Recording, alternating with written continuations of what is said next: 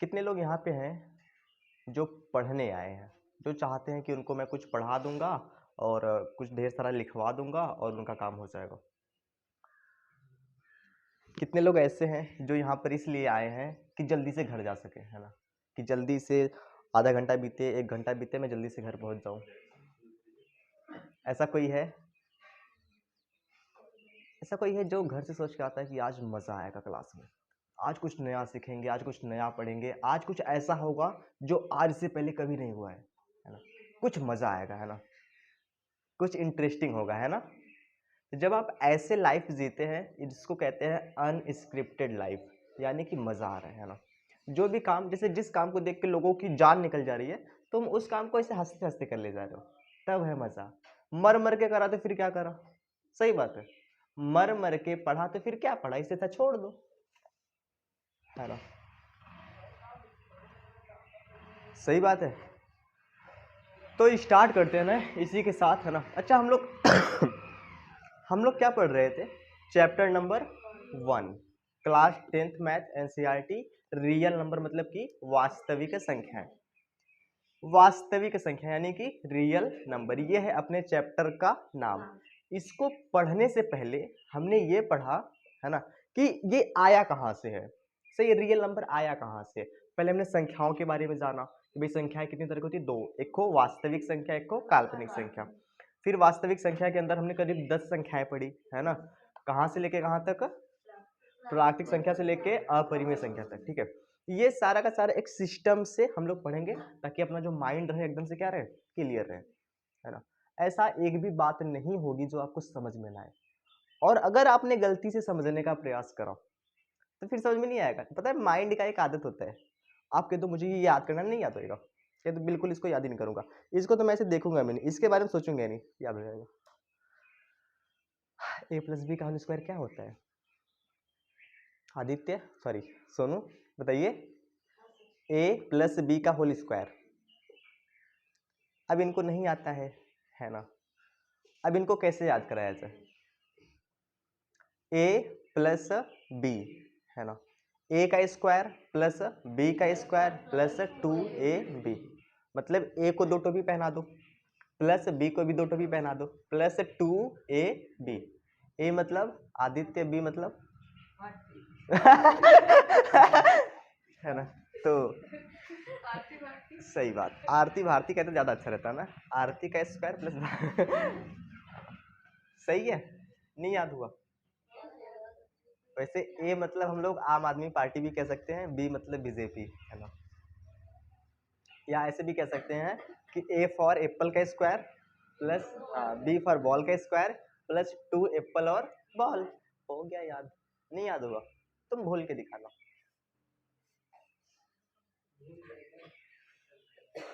सही है। जब इंसान अंदर से खुश होता है ना, तो उसको काम करने का मन करता है, पता है? जब तुम खुश होते हो तो क्या करते हो? मतलब कि तब सोते हो, नींद आती है?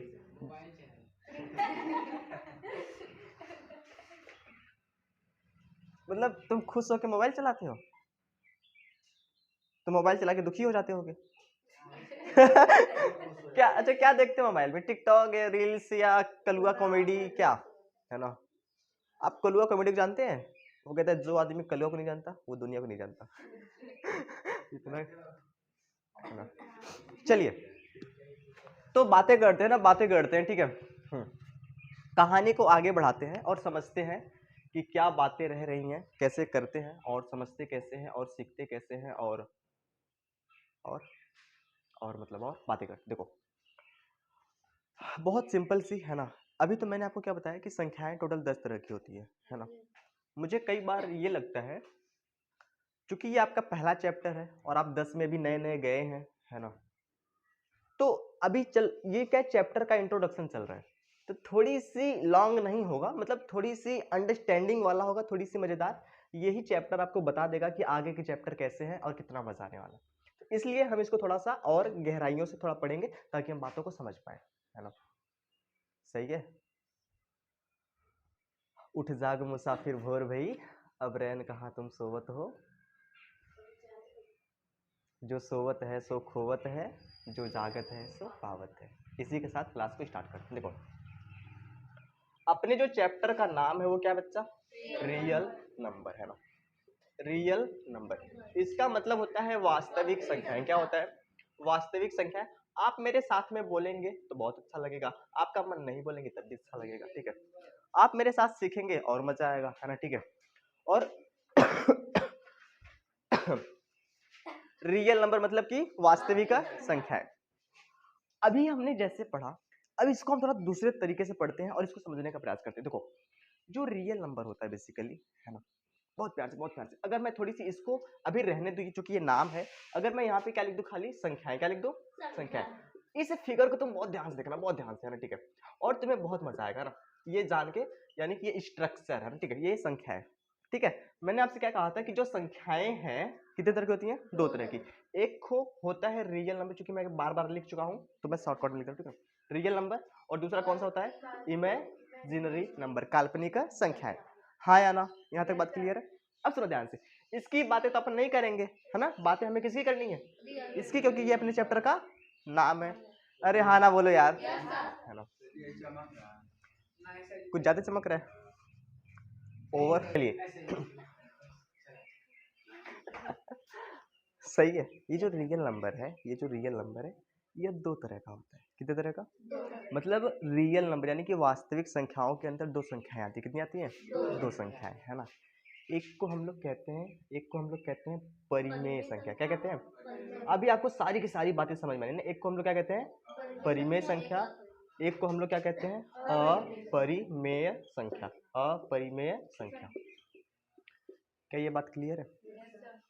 परिमेय संख्या क्या होती है? ऐसी कोई भी संख्या जिसकी शकल p/q वाली होती है ना।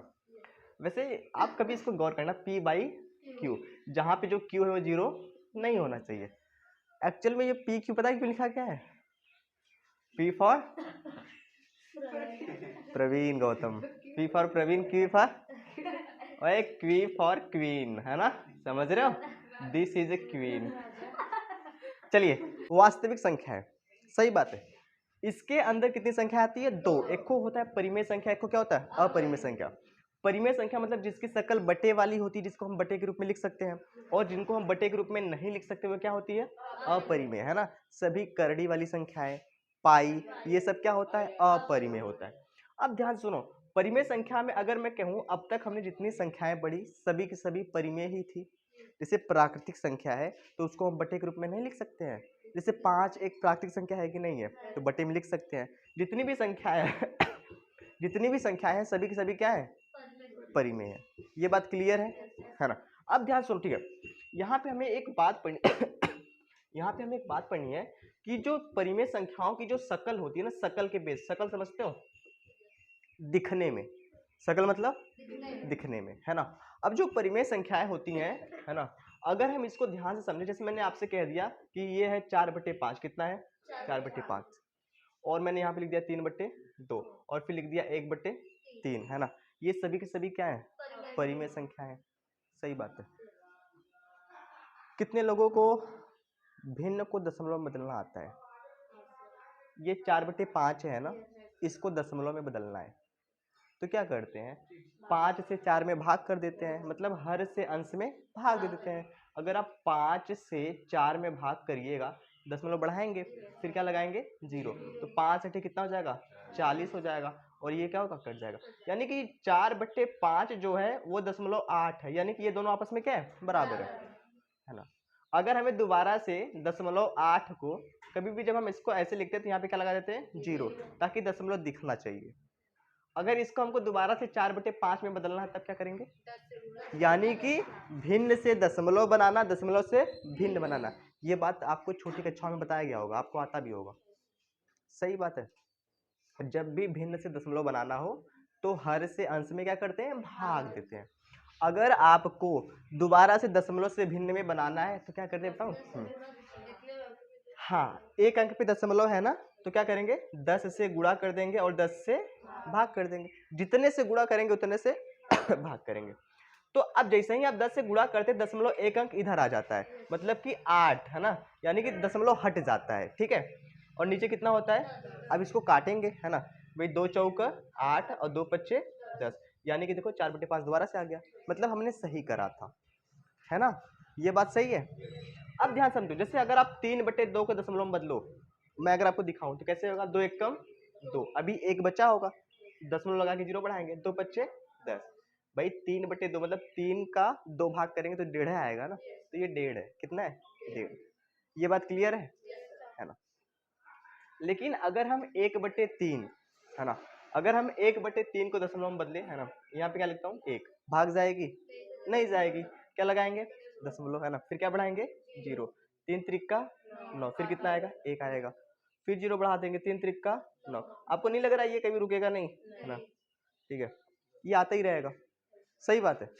इसका मतलब ये है कि अगर कोई परिमेय संख्या है, अगर कोई परिमेय संख्या है और उसको हम दशमलव में चेंज कर रहे हैं तो 2 तरह की शक्ल आ रही है। कितने तरह की? एक को शक्ल ऐसी आ रही है कि जो दशमलव के बाद रुक जा रहा है ना, और एक को शक्ल ऐसी आ रही है कि जो एकदम चलता ही जा रहा है ना, कहता भैया मैं तो रुकने वाला नहीं हूँ, ठीक है, ऐसी कहानी है।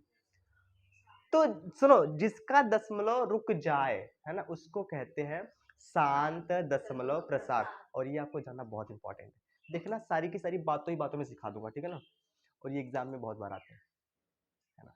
तो मैंने कहा ना अभी शुरुआत है, तो पहले बेस, आप समझते हो बेस, समझते हो बेस, फाउंडेशन। अगर कोई बिल्डिंग है, वो कहते हैं ना कि बड़ी जल्दी गिर जाती है वो बिल्डिंगें जिसका बेस कमजोर होता है।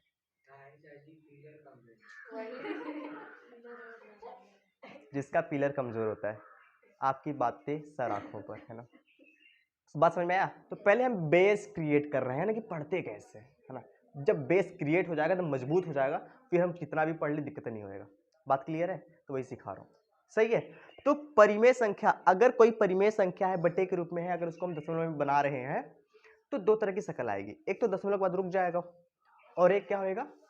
आता ही रहेगा, आता ही रहेगा, है ना। अच्छा सुनो, यहाँ पे बार बार आता ही रहेगा, वही अंक आता रहेगा, है ना। जैसे अगर मैं आपसे कह दूं, है ना, 11/9, कितना कह दूं?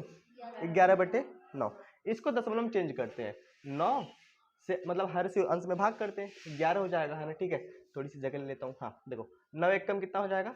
9, यहाँ से कितना आएगा? कितना आएगा? 2 आएगा, दशमलव बढ़ाएंगे ना, 0 बढ़ाएंगे, 9 दूनी कितना हो जाएगा? 18 हो जाएगा, फिर कितना आएगा? 2 आएगा, फिर क्या बढ़ाएंगे? 0 बढ़ाएंगे, फिर 9 दूनी 18, फिर कितना आएगा? 2 आएगा, फिर क्या बढ़ाएंगे? 0।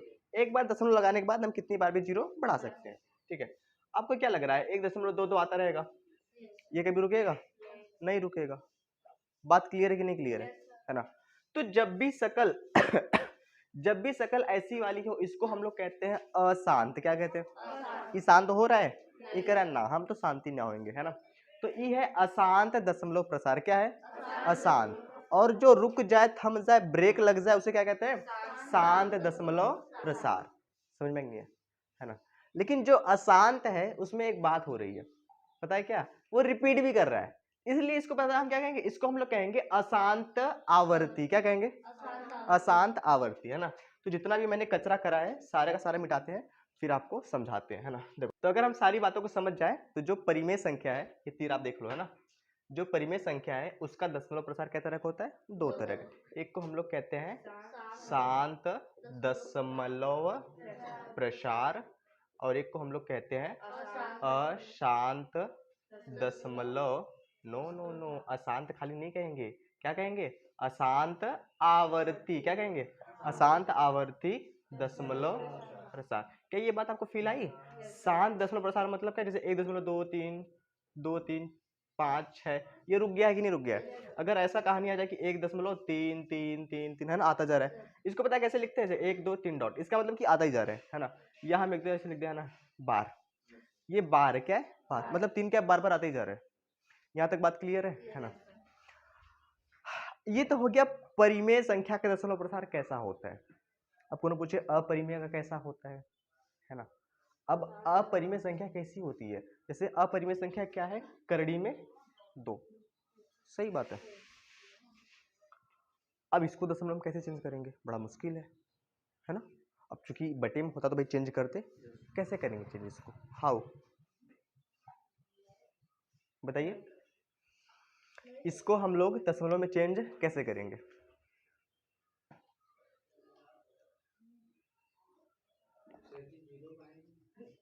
कभी आपने किताबों में देखा होगा या कभी आप अपने फ़ोन के कैलकुलेटर में करड़ी में 2 डालना, है ना, जैसे मैं आपको दिखाता हूँ, है ना, ठीक है, ये कैलकुलेटर है और जैसे मैंने क्या करा, ये देखो करड़ी है ना, और करड़ी के अंदर कितना डाल दिया? 2। यहाँ तो फिलहाल इतने जगह था, रुक गया, लेकिन ये ना इसका जो दशमलव प्रसार है वो आता ही रहेगा। तो क्या क्या आया है? 1 दशमलव, अगर मैं इसको लिख दूँ फटाफट से, क्या क्या आया है इसका? 1.414 2 1 3 5 6, और इसके बाद भी जो अंक है ना वो रुकेंगे नहीं, कुछ का कुछ आता रहेगा, कुछ का कुछ आता रहेगा, ठीक है, हाँ या ना? मुझे बताओ, क्या ये कभी रुकेगा? रुकेगा नहीं, ये भी नहीं रुकेगा। पर क्या अंक रिपीट हो रहा है? अंक बार बार आ रहा है, अंक रिपीट भी ना हो रहा है, तो न तो रुक रहा है न तो रिपीट हो रहा है। तो इसको हम लोग क्या कहेंगे? ये भैया अशांत है और अनावर्ती है। क्या है? आवर्ती नहीं, अनावर्ती, है ना। इसका मतलब ये है कि जो अपरिमेय होती है, जो अपरिमेय संख्या होती है, उसका दशमलव प्रसार कैसा होता है? अशांत अनावर्ती। यहाँ तक बात समझ में आई? बस ये पूरा का पूरा चैप्टर का ये कहानी है ना। इतना समझ गए तो समझो सब कुछ समझ गए। बात क्लियर है ना? तो रियल नंबर में वही हम जो मैंने कहा ना, ठीक है, रियल नंबर में कितनी संख्या आती है? 2। यानी कि जो रियल नंबर होता है, रियल नंबर, ये किससे किससे मिलके बना, पता है? ये मिलके बना है, मतलब रेशनल नंबर से, किससे? Rational number plus irrational number. समझ रहे हो? यही तुम्हें पढ़ना है पूरे चैप्टर में। अब बात एकदम क्लियर हो गई ना, जो वास्तविक संख्या है केवल 2 ही चीजों से मिलकर बना है, एक को परिमेय संख्या और एक को अपरिमेय। परिमेय के अंदर सब वही आता है, प्राकृतिक, पूर्णांक, पूर्ण सम, सब कुछ यही आता है। हमने ये देख लिया कि दशमलव प्रसार कैसा होता है ना, एकदम से माइंड क्लियर, कोई दिक्कत वाली बात नहीं है। दशमलव को भिन्न में कैसे बदलना है, भिन्न को दशमलव में, ये सारी की सारी बातें सही है। इसको कहते हैं पढ़ते कैसे हैं। सही है सोनू? सदमे में तो नहीं आ गए? तुम्हारे लिए गाना सुना दूं? सुनोगे गाना? क्या ना, सुनाइए। तुम्हें भोजपुरी गाना आता है? वही एक गानवा नहीं आया था, ठंडा लेते है यह राजा, पता नहीं क्या था उसमें। हमको तो नहीं समझ में आ रहा था, पता नहीं क्या। वैसे गर्मी आ रही है और ये बातें क्लियर है, अभी तक आपको खाली समझना है ना। अब हाँ, अब चैप्टर में कहानी वो आती है जिसका हमें इंतजार था, यानी कि बहुत ही प्यारा नाम। जैसे ही आप किताब का, अगर आप पहला, ठीक है, अगर आप पहले चैप्टर का पहला पन्ना खोलेंगे अपनी किताब का, ठीक है, आपको एक बड़ी प्यारी शक्ल दिखेगी जिसका नाम है, इसको मैं हैशटैग करके लिख दूं क्या? जिसका नाम है यूक्लिड विभाजन प्रमेयिका। क्या नाम है? यूक्लिड विभाजन प्रमेयिका। दोनों बातें कहता हूँ ना, यूक्लिड विभाजन प्रमेयिका। प्रमेयिका कहो या क्या कह दो बच्चा, या क्या कह दो, एल्गोरिथम, है ना, एल्गोरिथम। समझते हैं कि ये क्या होता है ना, ठीक है, एल्गोरिथम, है ना, ठीक है।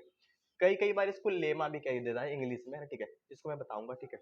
यानी कि अगर मैं लिख दूं ऐसे, है ना, यूक्लिड, यूक्लिड विभाजन का मतलब होता है डिवीजन। क्या होता है? डिवीजन। यूक्लिड डिवीजन प्रमेयिका। प्रमेयिका या एल्गोरिथम, तो हम लोग क्या कहेंगे? एल्गोरिदम। इंग्लिश में कहेंगे एल्गोरिदम। कोई दिक्कत वाली बात नहीं, ठीक है ना। या इसको हम लोग लेमा भी कह सकते हैं ना, तो डरना मत यार, ठीक है। तुम क्या कहना, खाली तुम कहना यूक्लिड विभाजन एल्गोरिथम, यूक्लिड विभाजन प्रमेयिका, बस तुम्हें इतना ही कहना। ये बात क्लियर है ना? समझते हैं कि ये क्या है, क्यों है ना, ये हमें क्यों पढ़ना है, कैसे पढ़ना है, ये यूक्लिड कौन है, विभाजन क्या होता है, एकदम बेहतर से बेहतर, ताकि एकदम माइंड क्या हो जाए, क्लियर हो जाए। यूक्लिड विभाजन प्रमेयिका यानी कि एल्गोरिथम, है ना, यहीं से हमारा चैप्टर स्टार्ट होता है और यहीं से हमें पढ़ना है। और देखना कितने सिंपल सी ये बातें लिखी है ना, ठीक है। मैं इनको इसे यूं ही बता दूंगा, ठीक है। इस बात पे जाने से पहले हमें 2 बातें जाननी पड़ेंगी। कितनी बातें बच्चा? 2 बातें। वो 2 बातें कौन सी हैं? एक को है LCM और एक को क्या है? HCM। अगर इसको नहीं जाना तो फिर इसको जानना बेकार है। है ना, एलसीएम और HCF। मैंने क्या बताया था कल, नहीं बताऊंगा आज, है ना। है ना, ये है लोटा चोर मामा और ये क्या है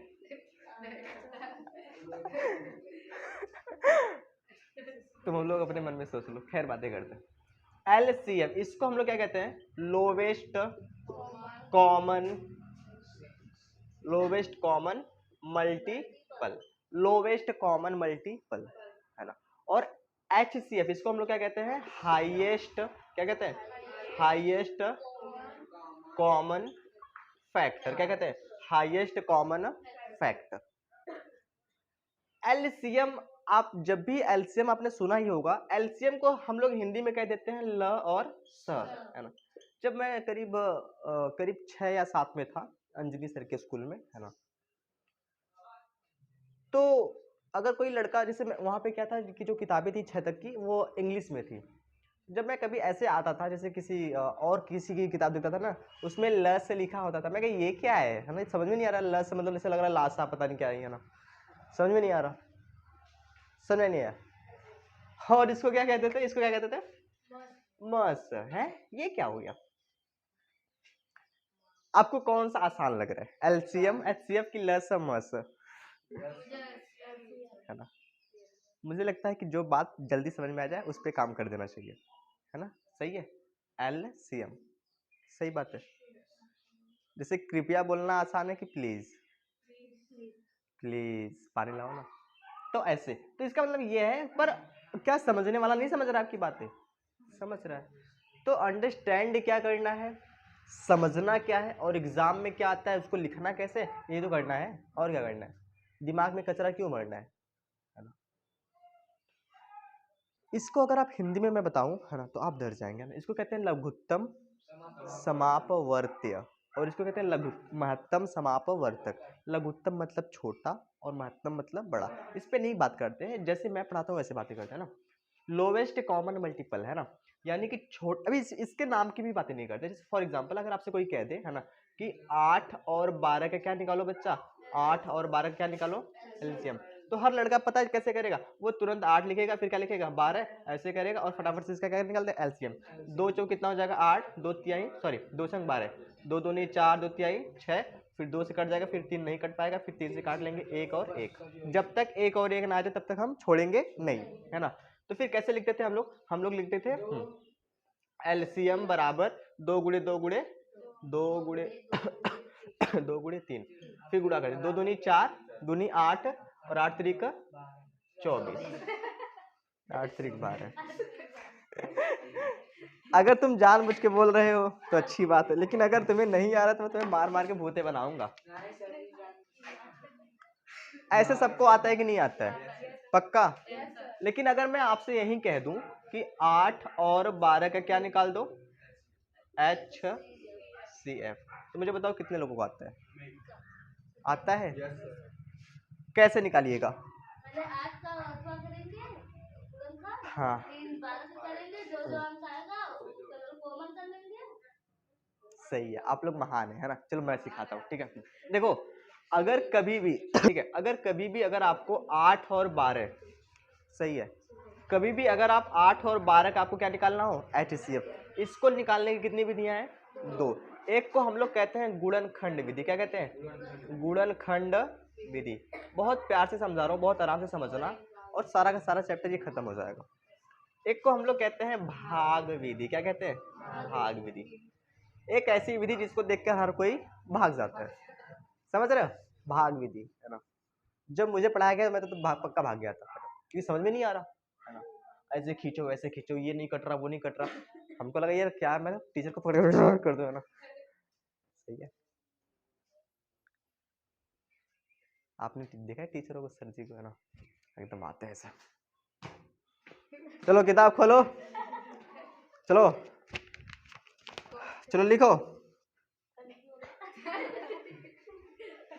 न्यूटन के 3 नियम। पहला, जब कोई वस्तु विरामावस्था में है तो वह विरामावस्था में रहती है, जैसे मैं अभी विरामा में हूँ, देखो मैं चल रहा हूँ तो ऐसे, पर टीचर काफी अच्छा पढ़ाते हैं, बड़ा मजा आता है ना। चलिए अच्छा हमने क्या कहा कि अगर 8 और 12 का हमें क्या निकालना है, HCF। इसकी दो विधियां होती है, एक होता है गुणनखंड विधि, को क्या होता है भाग विधि। इसको कहते हैं फैक्टोराइजेशन मेथड। क्या कहते हैं इसको? हम लोग कहते हैं फैक्टोराइजेशन मेथड।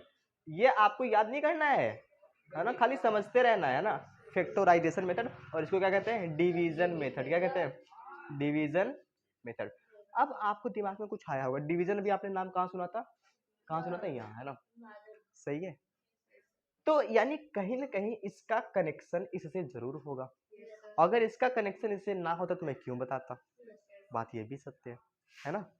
तो सुनो बहुत प्यार से, अगर आपको कभी कोई कह दे 8 और 12 का क्या निकालो, HCF, तो पहले हम देखते हैं गुणनखंड विधि से और फिर किसे देखते हैं? भाग विधि। ठीक है, थोड़ी से ये कचरा मिटा देते हैं।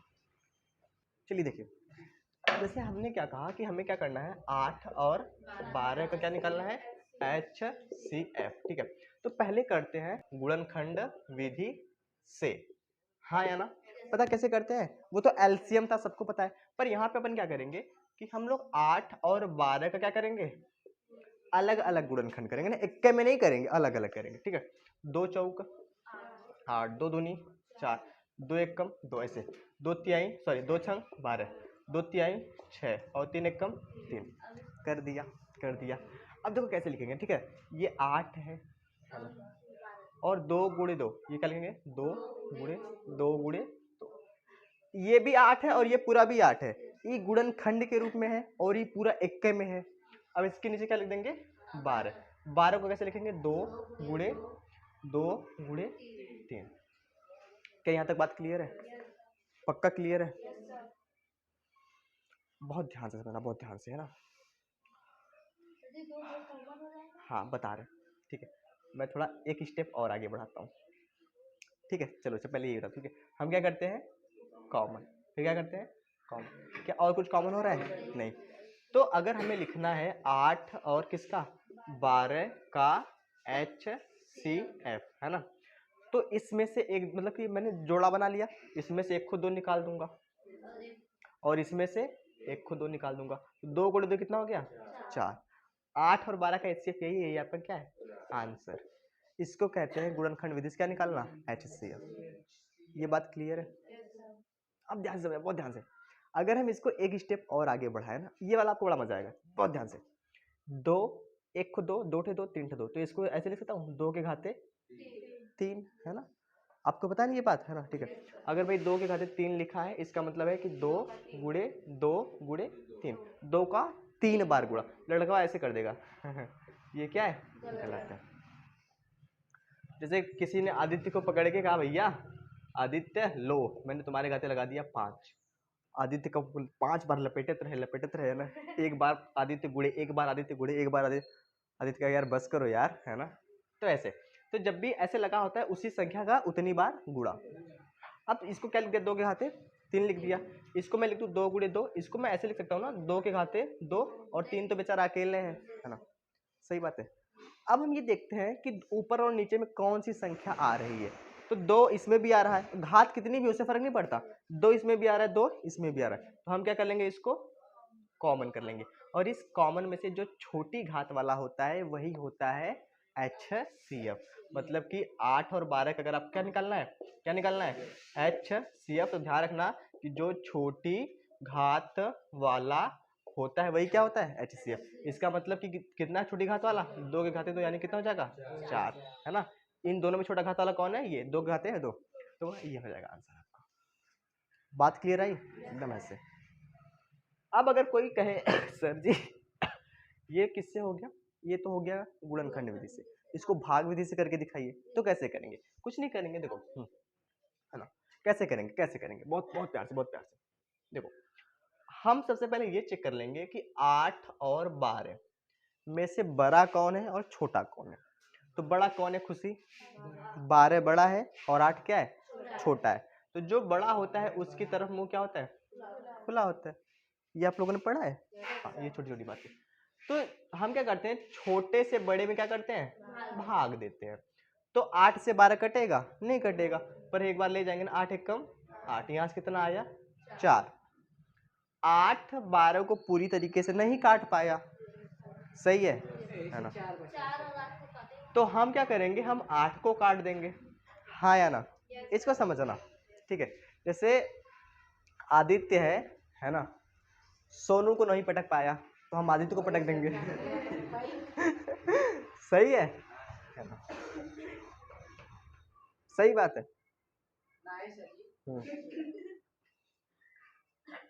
वो आपने नहीं देखा पहले के राजा महाराजा थे, है ना, तो वो कहते हैं अगर तुमने इसको नहीं मारा तो फिर हम तुमको मार देंगे, है ना, ऐसे झगड़ा लोग करवा देते हैं।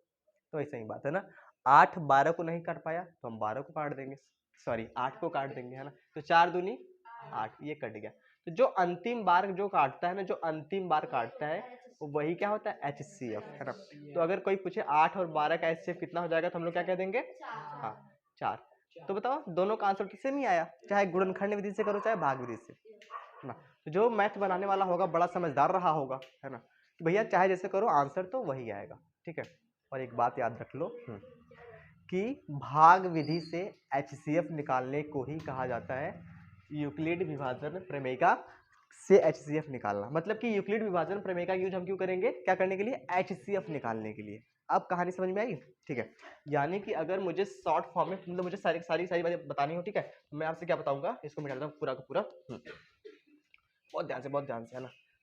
यानी ये हमें क्यों पढ़ना है, ये हमें क्यों पढ़ना है, यूक्लिड विभाजन प्रमेय का हमें क्यों पढ़ना है, कि हमें क्या करना है, हमें क्या करना है, भाग विधि से क्या निकालना है, HCF, यानी कि भाग विधि से HCF निकालने, है ना, निकालने को ही कहा जाता है यूक्लिड विभाजन प्रमेय का से HCF निकालना।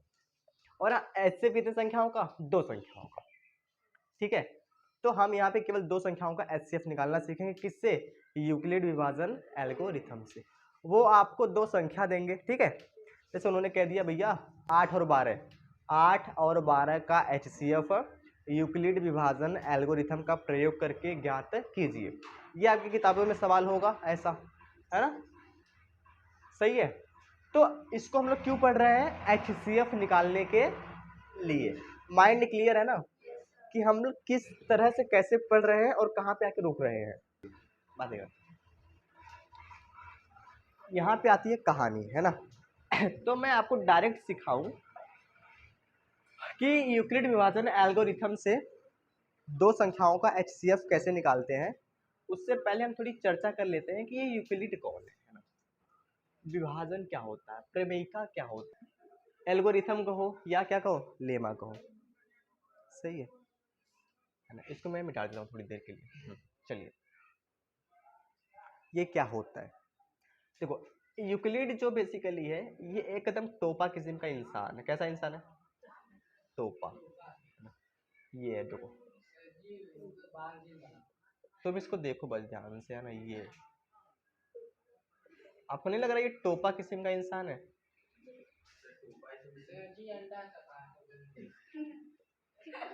ये है, ये कौन है, यूक्लिड, सही है।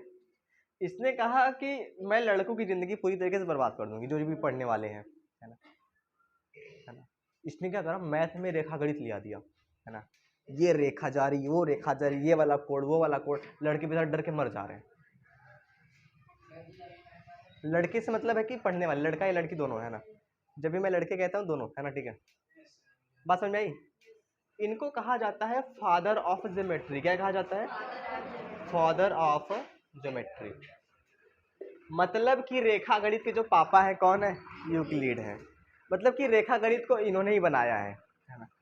आपको गुस्सा आ रहा होगा कि कहीं मिल जाए रास्ते में तो पहले पकड़ के डिशुम डिशुम मारूं उसको, है ना, कि यार तुम्हारी जिंदगी तो चाहे जैसे मैं, हम लोग एक क्यों खराब कर रहे हो, इतना कौन पढ़ेगा, ये रेखा वो रेखा, है ना, ये वाला कोण, वो वाला त्रिभुज, वो वाला चतुर्भुज, पता नहीं क्या क्या, है ना, सही बात है। तो इनको क्या कहते हैं, फादर ऑफ ज्योमेट्री, यानी ये है रेखा गणित के पापा। पता है ये किस देश के हैं, एक ग्रीक देश है। कौन सा देश है, ग्रीक, जो कि यूरोप महाद्वीप में पड़ता है। कहाँ पड़ता है, यूरोप महाद्वीप में पड़ता है। बहुत मतलब यूरोप महाद्वीप पता नहीं किधर है ना, समझ रहे हो। हम लोग एशिया महाद्वीप में, है ना। महाद्वीप समझते हो, नहीं बताओगे, नहीं तुम लोग कहोगे इतिहास का टीचर है। देखो अरे भूगोल का, है ना। कई बार मेरे पास मुझे सब कुछ पता होता है पर मैं बताने से डरता हूँ कि वीडियो बहुत लंबा ना हो जाए, है ना। फादर ऑफ ज्योमेट्री यानी कि ग्रीक, ग्रीक एक देश है। ग्रीक इसको लिखते हैं ऐसे हैं ना, ग्रीस है ना, ग्रीस कहते हैं, चाहे ग्रीस कहते हैं, है ना। ग्रीक की जो राजधानी है वो है एथेंस, क्या है, एथेंस, है ना। और वहाँ की जो जनसंख्या है बहुत कम है ना। और वहाँ के जो लोग होते हैं बहुत सुंदर सुंदर होते हैं, पता है ना। तो कभी मौका मिले तो आप लोग जाइएगा, है ना। हाँ जाइए, है ना। अब सुनो ध्यान से, विभाजन का मतलब होता है भाग देना, और प्रमेयिका का मतलब होता है, प्रमेयिका का मतलब होता है कोई किसी प्रॉब्लम का स्टेप वाइज सॉल्यूशन, है ना। प्रमेयिका का मतलब होता है कि जैसे किसी ने कोई बात बता दी, उसी बात को हमें फॉलो करना है ना। जैसे फॉर एग्जांपल आपको मैगी बनानी, क्या बनानी है, मैगी, ठीक है। तो मैगी कैसे बनेगा, पहले आप पहले मैगी खरीद के लाएंगे सही है ना। घर लेके आएंगे, फिर इसको फाड़ेंगे, फिर पानी गर्म करेंगे, है ना। पहले गैस जलाएंगे ना, फिर है ना। अगर मैगी बनाना तो कैसे बनाएंगे, ये तो बात हो गई भाई चूल्हा, ये नहीं, बात ऐसे है कि मैगी बनाना कैसे बनाएंगे। मैगी को फाड़ेंगे, मतलब पानी गर्म करेंगे, मैगी को उसमें डालेंगे, फिर मसाले डालेंगे, फिर 5 मिनट, 5 मिनट नहीं 2 मिनट, है ना। फिर मैगी बन जाएगी और फिर भूतों की तरह ठूस के खा लेंगे, सही बात है। तो ये एक तरीका है ना कि पहले ये करा, फिर ये करा, फिर ये करा, सही बात है। इसको कहते हैं प्रमेयिका, या इसको कहते हैं एल्गोरिथम, किसी काम को करने का एक तरीका, सही है, सही है। हाँ देखो, तो अब सुनो, विभाजन का मतलब भाग देना, है ना। तो मैंने कहा ना कि इसका हम सीधा प्रयोग करने वाले हैं HCF निकालने के लिए, किसके, HCF निकालने के लिए। जैसे अगर हमें, हाँ, जैसे अगर हमें क्या करना है, 8 और 12 का क्या निकालना है, HCF, 8 और 12 का HCF हमें क्या करना है, निकालना है। कैसे, यूक्लिड विभाजन एल्गोरिथम का प्रयोग करके ना। मुझे थोड़ा इसको बिटार के एकदम सुंदर से लिख के समझाना पड़ेगा, जैसे एग्जाम में आता है तो मुझे लिख के आपको समझा दो, ठीक है ना। कि ऐसे आपसे कहेगा कि यूक्लिड विभाजन एल्गोरिथम का प्रयोग करके 8 और 12 कॉमा 8 और 12 का HCF, ऐसे को क्या कह देगा, मस ज्ञात कीजिए, ये सवाल है। तो HCF तो हम लोग निकाल ही लेंगे, है ना। HCF कैसे निकालेंगे, भाग कर देंगे, है ना। क्या लिखेंगे भैया, 8 है, मैंने कहा बड़े से छोटे में भाग कर दो, छोटे से बड़े में भाग कर दो, है ना। तो 8 एक कम 8, यहाँ से कितना आया 4, ये नहीं काट पाया, हम इसको काट देंगे, है ना। 8 को यहाँ पर रखेंगे, 4 दूनी 8, ये कट जाएगा, है ना, ठीक है। फिर हम क्या लिख देंगे, HCF ऐसे लिख दूंगा, है ना। और कितना हो जाएगा, यही वाला, है ना, 4, और ये क्या हो गया, आंसर, ठीक है। अब इसमें इसका का क्या, है ना, यानी कि हमने तो इसका यूज ही नहीं करा, यूक्लिड विभाजन एल्गोरिथम का, सही है। तो खाली HCF निकालना इंपॉर्टेंट नहीं है, इसको एक सीक्वेंस में एक सिस्टम से लिखना, है ना, उसका यूज करते हैं, यानी किसका, यूक्लिड विभाजन एल्गोरिथम का, तब, है ना। यानी कि आपको एग्जाम में कैसे लिखना है मैं समझा रहा हूँ, देखो। अब इसको करते हैं सॉल्व, जैसे कि आपसे कहा जाता है ना। कैसे करेंगे, कैसे करेंगे, सबसे पहले हम ये चेक कर लेंगे, है ना। सबसे पहले हम ये चेक कर लेंगे कि 8 और 12 में बड़ा कौन है, ये बड़ा, सही बात है। फिर हम यहाँ पे क्या लिखेंगे, यूक्लिड, है ना। देखो एग्जाम में आपको ऐसा ही लिखना जैसे बता रहा हूँ, सही है। यूक्लिड विभाजन एल्गोरिथम से, या आप कॉमन कहे तो आप प्रमेयिका भी कह सकते हैं ना, प्रमेयिका नहीं प्रेमिका, है ना से, ये बात क्लियर है ना, ठीक है।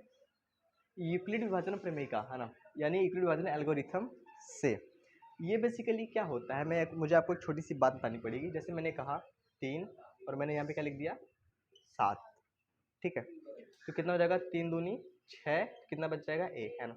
इसको हम लोग कहते हैं भाजक, क्या कहते हैं, भाजक, जिससे हम लोग भाग कर रहे हैं ना, ठीक है। इसको हम लोग क्या कहते हैं, भाग, no no no no no, भाग फल, भाई फल क्या मिला, है ना। और ये क्या है, शेष फल, और ये क्या है, ये क्या है, भाज्य, है ना। भाजक मतलब काटने वाला, भाज्य मतलब कटने वाला, ये काट रहा है, ये कट रहा है ना। और ये भागफल मिला और ये क्या है, शेषफल। इसको कहते हैं डिवाइजर, इसको कहते हैं क्वोशंट, इसको कहते हैं डिविडेंड, और इसको कहते हैं रिमाइंडर। अंग्रेज हमको बनना नहीं है, बातें करें। तो देखो ये क्या होता है ना, जो यूक्लिड डिवीजन। अच्छा सुनो, बहुत ध्यान से, बहुत ध्यान से। अब सुनो, अगर ये जो 7 है, पता ये 7 कैसे आया होगा, ये जो 7 है बीच वाला, ये कैसे आया होगा। आपने क्या करा होगा, है ना, 3 का गुणा इसमें करा होगा, और फिर कितना जोड़ दिया होगा, 1। चेक कर लो, 2 3 6 1 7, है ना। तो ये 7 क्या है, ये 7 क्या है, ये 7 क्या है, भाज्य है। ये 3 क्या है, भाजक है। अरे हाँ ना बोलो यार, है ना। और ये 2 क्या है, हाँ, और 1 क्या है, शेषफल। और यही है आपका यूक्लिड विभाजन एल्गोरिथम। अगर कभी मैं पूछूंगा कि यूक्लिड विभाजन एल्गोरिथम क्या है, तो आप क्या कहना कि भाज्य बराबर भाजक गुणे भागफल प्लस शेषफल। भाज्य बराबर भाजक गुणे भागफल प्लस शेषफल। चलो मेरे साथ बोलो, भाज्य बराबर शेषफल। शेषफल हमेशा लास्ट में आता है, आपको वही पता है ना। भाज्य बराबर जो बीच में होता है वो भाज्य होता है, जो बीच में होता है क्या होता है, भाज्य। ये भाजक और ये भागफल, ये बातें क्लियर है। बस इसी का यूज हम करने वाले हैं, इसी का यूज हम क्या करने वाले हैं, करने वाले हैं। सही है। अच्छा ये बात हम थोड़ा इसके पहले लिखेंगे ना, हम क्या लिखेंगे, पहली लाइन में हम ये लिखेंगे कि 8 एकदम मैं आपको जानबूझ के इतना सुंदर बता रहा हूं ताकि आप एग्जाम में एकदम ऐसे लिखे ना। आप क्या लिखेंगे, 8 और 12 का HCF किससे, यूक्लिड विभाजन एल्गोरिथम से, जो कि सवाल में कहा गया है। तो हम तुरंत चेक हम लोग तुरंत चेक कर लेंगे, है ना, ठीक है, कि 8 और 12 में क्या है, बड़ा कौन, कौन बड़ा है, 12। तो फिर हम क्या लिखेंगे, भाज्य बराबर भाजक गुणे नो भागफल प्लस शेषफल। सही बात है। सुनो, जो ये हमने करा है ना, इसी को इसी पे लिख देना, है ना। बताओ पहली बार भाज्य कौन है, पहली बार भाज्य कौन है, 12 बराबर भाजक कौन है, 8 गुणे भागफल कितना है, 1। शेषफल कितना आया, 4। क्या शेषफल 0 आया, अगर शेषफल 0 नहीं आया, हम लेंगे चूंकि जो शेषफल है, चूंकि जो शेषफल है वो 0 नहीं आया, है ना। इसका मतलब शेषफल 0 नहीं आया। अगर शेषफल 0 नहीं आया तो हम बात को और आगे बढ़ाएंगे, है ना। मुझे बताओ अगली बार भाज्य कौन बना, 8। अगली बार भाज्य कौन बना, 8। अगली बार ये कौन बना, 4 भाजक बना। और फिर भागफल कितना आया, 2 आया। फिर शेषफल कितना आया, मतलब कि ये क्या है, कट्टम कुट्टम, मतलब 0 आया, हाँ या ना। अब क्या हो चुका है, शेषफल 0 आ चुका है, शेषफल क्या आ चुका है, अब शेषफल बराबर क्या आ गया, 0। जैसे ही शेषफल बराबर 0 आ जाए, समझो कि अपनी कहानी खत्म, बस। तो हाँ हाँ, अब मुझे बताइए अंतिम बार भाजक कौन है, 4। अंतिम बार काटने वाला कौन है, 4, है ना। ठीक है, ये मैं क्या क्या कर दूं, अंतिम बार बताइए कौन है, अंतिम बार भाजक कौन है, 4, है ना। ठीक है, तो बस हम यहीं पे रुक जाएंगे। हम क्या लिख देंगे कि हम क्या लिख देंगे यहाँ पे कि अतः 8 और 12 का HCF बराबर अंतिम भाजक। ये मैं लिख देता हूँ ताकि आप लोग समझ, ये आपको नहीं लिखना है, ठीक है, समझना है। तो 8 और अंतिम भाजक कौन है, 4, यानी कि अंतिम बार काटने वाला। तो ये जगह आंसर है। तो इस रूप में लिखना, इस सीक्वेंस में लिखना, इसी को हम लोग कहते हैं यूक्लिड विभाजन एल्गोरिथम से क्या निकालना, HCF निकालना। और आप देखना, एग्जाम्पल देखना, आप सारी की सारी सवाल कर ले जाने वाले, लेकिन ये आपको नोट करना पड़ेगा।